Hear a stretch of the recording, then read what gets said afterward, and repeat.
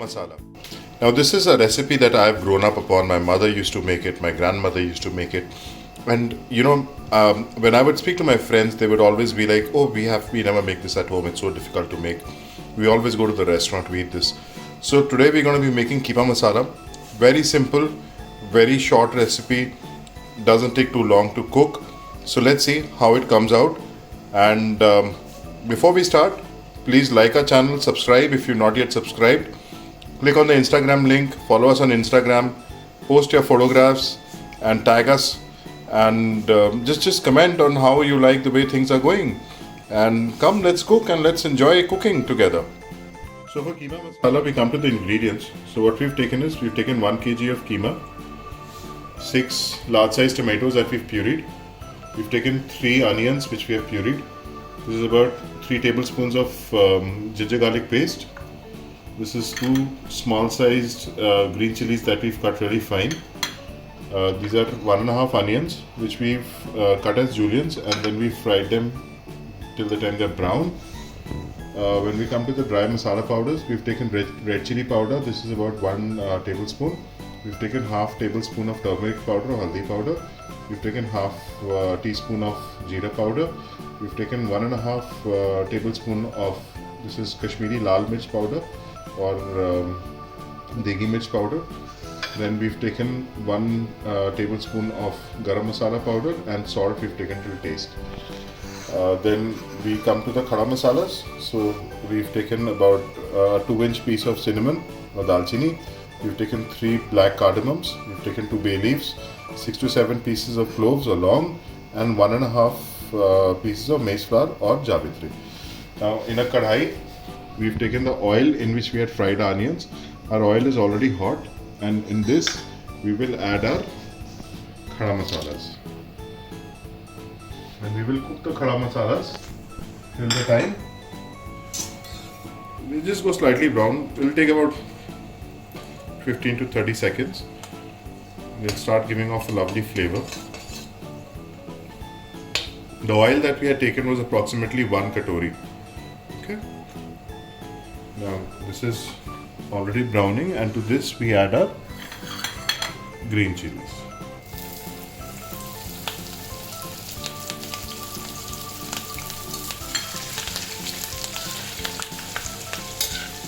And along with that we add our onions.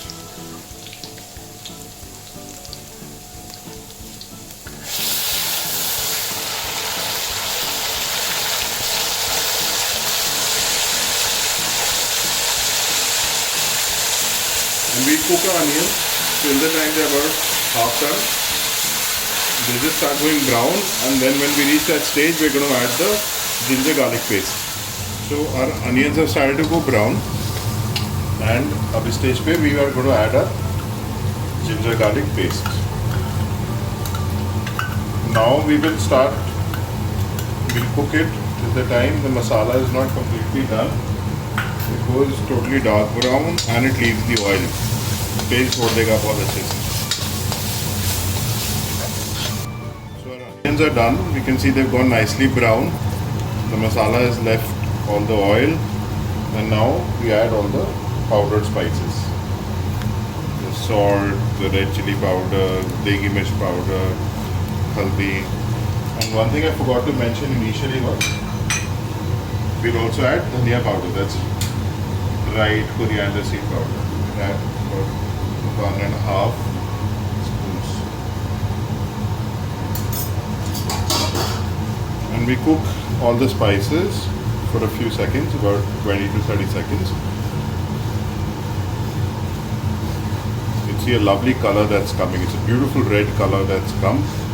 That's because of the degi mirch that we use. So the advantage of degi mirch is we don't have to add any additional unnatural color. It's all natural, and it's not very spicy. If you add too much of red chili powder, yes, we will get a good color, but the food is going to be very, very spicy. So after cooking this for a few seconds, we will add a keema first.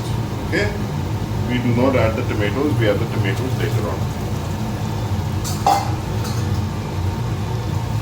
And we're going to mix this really well.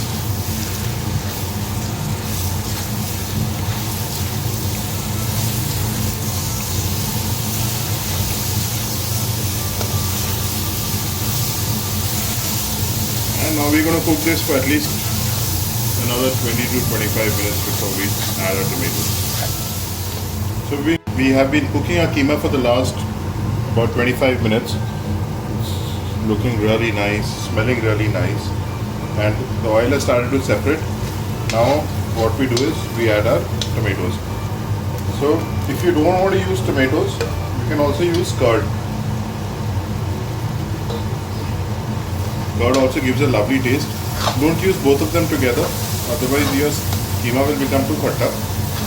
So you can use either of the two. So now we're going to cook this till the time the tomatoes are not well done and the keema doesn't separate from the oil. And then we're going to put it in a pressure cooker and we're going to cook it in a pressure cooker after that. So our keema is nicely done. Now we're going to put it in a pressure cooker and we will cook it till we get 4 to 5 whistles. Now at the same time, what I've done is I've boiled some water. I'll mix the water and I'll show you what sort of consistency we want. Now why I'm adding warm water is because if we add cold water, it spoils the texture of your meat. Okay, so whenever you are putting any meat in a pressure cooker, you should always add some warm water to it. So we've transferred the keema into a pressure cooker and to this we add our hot water. Don't add the entire thing in one go because then you don't know how much water you've added. See, so this is the kind of consistency that we want, okay? It's not really very liquid. It's like a loose paste, right? You can add a little more water so that you don't end up burning your keema.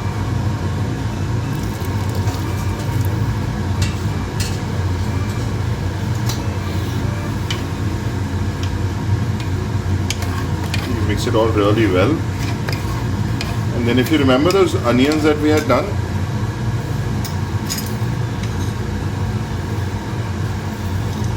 we add all our onions to this.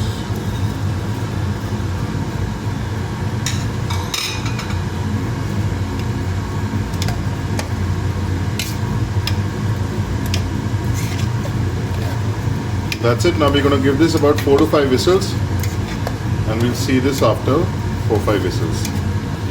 So we've given about 5 whistles to it.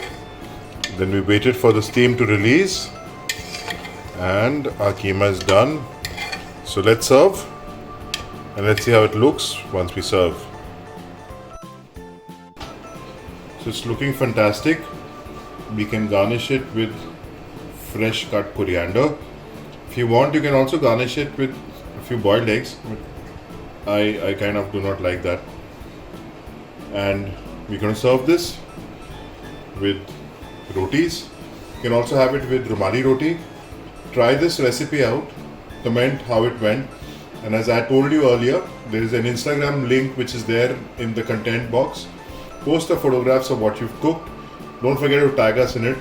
Like our channel, subscribe to our channel, share it, and looking forward to seeing what you want us to cook.